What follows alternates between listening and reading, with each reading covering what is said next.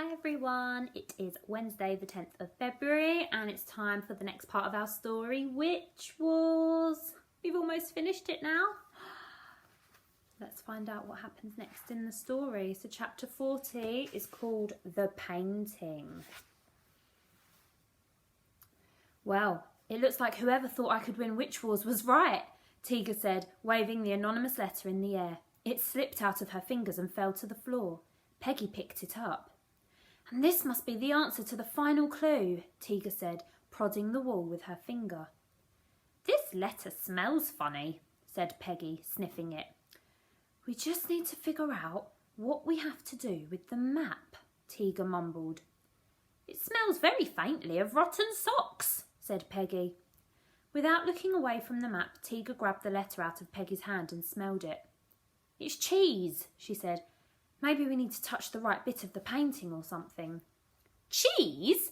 Peggy asked. What's that? You know, Tiga said. Cheese. I've never heard of it. It must be an above the pipes thing. Very slowly, Tiga turned to face Peggy. She had a flashback to her conversation with Fran in the shed. What? You're not coming with me to Ritzy City, a place of wonder and absolutely no cheese? A place of wonder and absolutely no cheese. Absolutely no cheese. Are you okay? Peggy asked. In that moment it felt like all of Sinkville had fallen on Tiga's head. Her knees buckled and she collapsed on the floor. What's wrong? Peggy cried. Tiga held the letter as far away from her as she could and turned it from one side to the other. Miss Hex, she said in amazement. It was Miss Hex. What? Miss Hex wrote the letter of nomination? Peggy asked. How do you know? Tiga slowly got to her feet. The cheese, Peggy. The cheese. Her cheese water. Of course, it makes sense. Miss Hex does look a lot like a witch who has been in the pipes. And the houses in the docks. Remember I said they were just like the one I live in with Miss Hex? Maybe she was one of the witches who left during that big exit Fran was talking about. She nominated me. Tiga grinned a victorious grin. But why? Peggy asked. Tiga stopped grinning. I don't know. Tiga, Peggy said, suddenly distracted. Does Linden House look like it's lit up on the map to you? Tiga moved closer to the wall. Sure enough, there was a tiny light coming from Linden House. Tiga touched it and moved her finger slightly. A thin line of light appeared where her finger had been. She dragged her finger to the towers, and it lit up too. Maybe we have to trace the root of all the clues, she said. Maybe if we trace it together at exactly the same time, maybe we'll both win. Peggy moved her finger across the map too. From Linden House, they said together, to the towers, down to Desperate Dolls in the docks, to the coves, then the underwater world. Oh no, we weren't meant to go there. It was then to Pearl Peak, and from Pearl Peak back to Linden House. The lines of light glowed on the map. Nothing happened. Was something meant to happen? Tiga asked, just as there was a massive bang, and everything went black. Now we're on to chapter 41. Winning.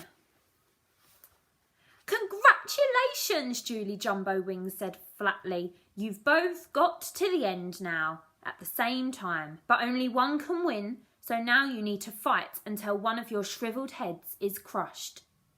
Tiga and Peggy had landed back on the steps of Linden House.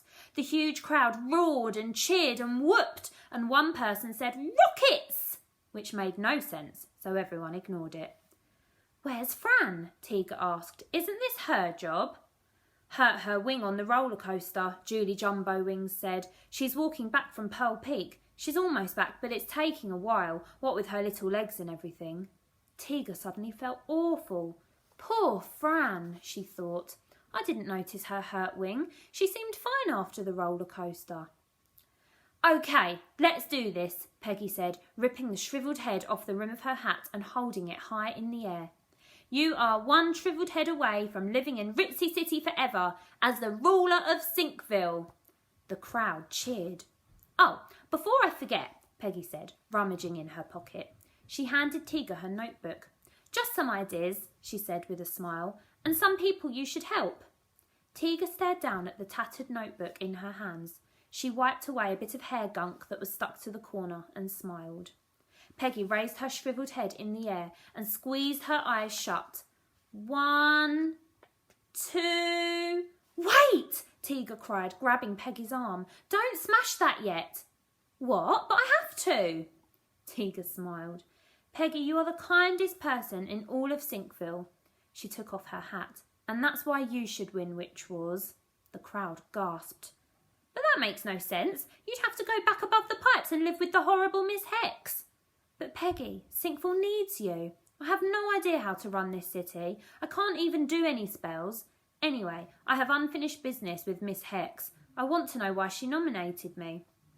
You're just saying that so I don't feel bad about winning. But I do feel bad. I want to help you, Peggy said. And anyway, I'm not smart enough to rule Sinkville.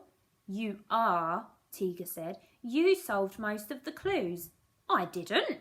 And you taught me some spells. Hardly any. And you beat Felicity Bat, winner of many gas awards. Peggy grinned. I did beat Felicity Bat. This place needs you, Peggy. It needs someone good with lots of brilliant ideas. She handed the notebook back to Peggy. Witch Wars has always been your battle.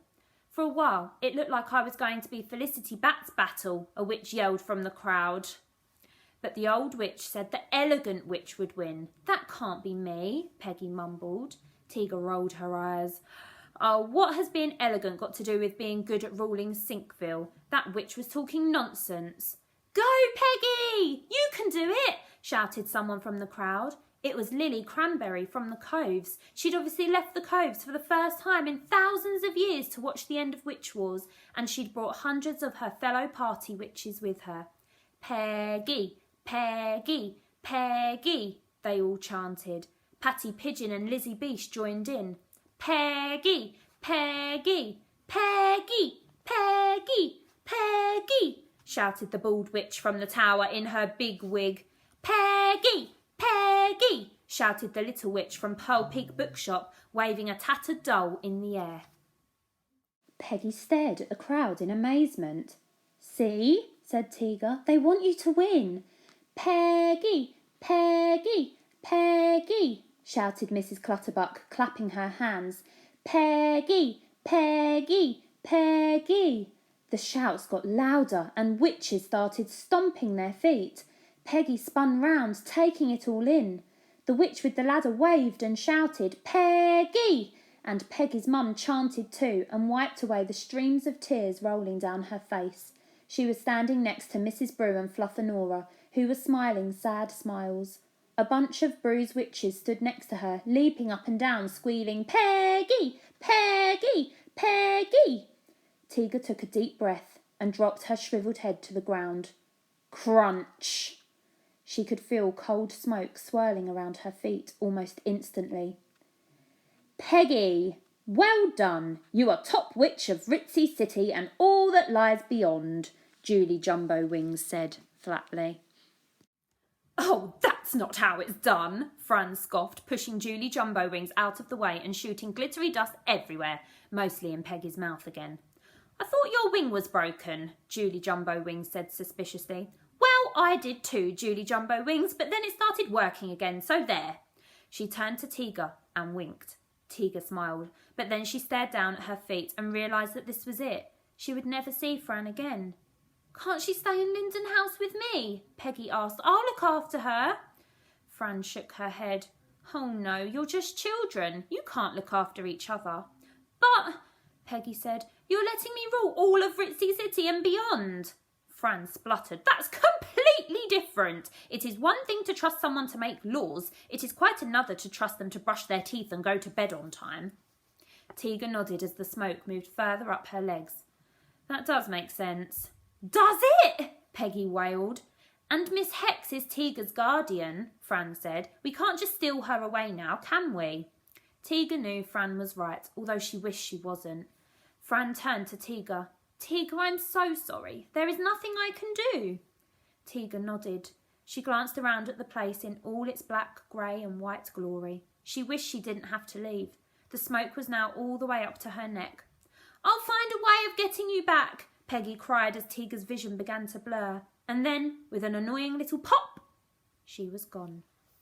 And that's where we're going to stop ours. So Tiga's gone back to the land above the pipes. And Peggy has won Witch Wars. Amazing. Now join me tomorrow for the final part of our story. We'll be starting with chapter 42, Home. Hope you enjoyed it. Bye.